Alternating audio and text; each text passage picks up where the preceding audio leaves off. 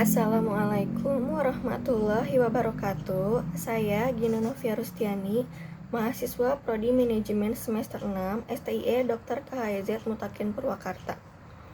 Di sini saya akan menjelaskan manajemen risiko mengenai kesehatan dan keselamatan kerja atau K3.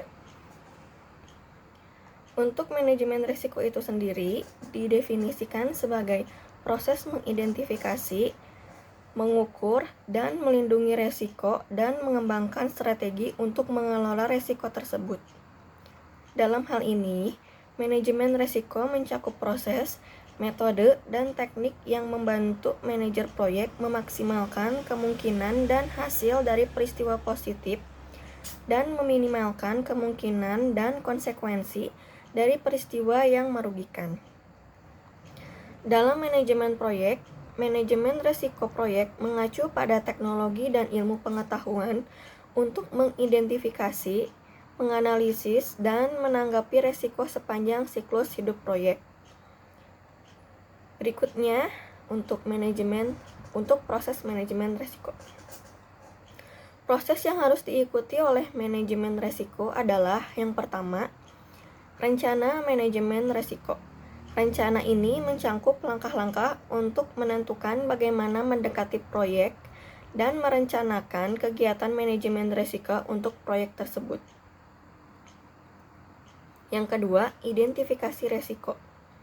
Langkah selanjutnya dalam proses identifikasi risiko adalah mengidentifikasi jenis risiko dan umumnya yang dapat dihadapi oleh semua agen penjualan.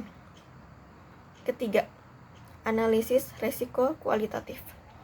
Analisis kualitatif dalam manajemen risiko adalah proses penilaian dampak dan kemungkinan risiko yang teridentifikasi. Proses dicapai dengan menggabungkan risiko berdasarkan dampaknya terhadap tujuan proyek. Berikutnya ada manajemen risiko kesehatan dan keselamatan kerja atau K3.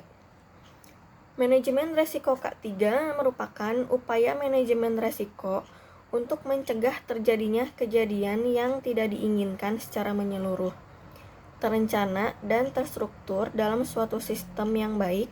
Oleh karena itu, memungkinkan manajemen untuk meningkatkan hasil dengan mengidentifikasi dan menganalisis risiko yang ada.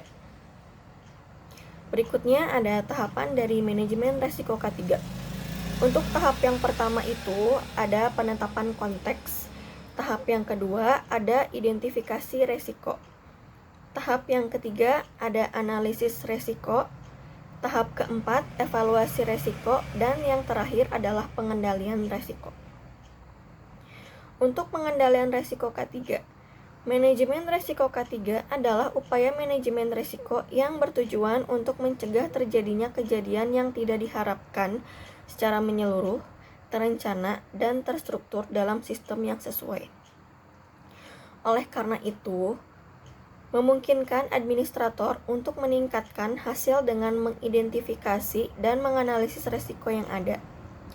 Manajemen risiko merupakan langkah penting sekali dalam manajemen risiko yang komprehensif. Manajemen risiko berfungsi untuk meminimalisir atau mengurangi tingkat risiko yang ada menjadi tingkat yang dapat diterima. Untuk metode manajemen risiko diimplementasikan melalui 1. Eliminasi. Manajemen ini dilakukan dengan cara menghilangkan bahaya atau danger. 2. Substitusi. Kurangi risiko bahaya dengan mengganti proses dan mengganti cara dengan yang kurang beresiko. 3. Teknik. Gunakan alat, mesin, infrastruktur, lingkungan, atau teknik konstruksi untuk mengurangi paparan risiko. Keempat, manajemen. Pembuatan prosedur, aturan, pemasangan rambu keselamatan, rambu peringatan, kontraktor, pelatihan dan pemilihan bahan dan mesin, metode penanganan, penyimpanan, dan pelabelan. Yang kelima, ada alat pelindung diri. Kurangi risiko bahaya dengan alat pelindung diri seperti helm, respirator, sepatu keselamatan, kacamata, dan alat pelindung lainnya. Alat pelindung diri itu tersebut tergantung pada jenis pekerjaan yang dilakukan. Sekian penjelasan mengenai manajemen risiko K3 dari saya. Mohon maaf bila ada salah-salah kata atau kata-kata yang kurang berkenan.